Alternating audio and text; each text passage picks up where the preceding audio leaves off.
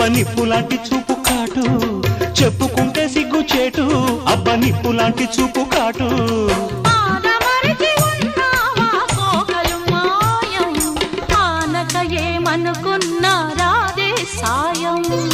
మగడు లేని వేళ తుమ్మెదా వచ్చి మొగమాట పెడతాడే తుమ్మెదా మాట వరస కంటూ తుమ్మెదా పచ్చి మోట సరస మాడే తుమ్మెదా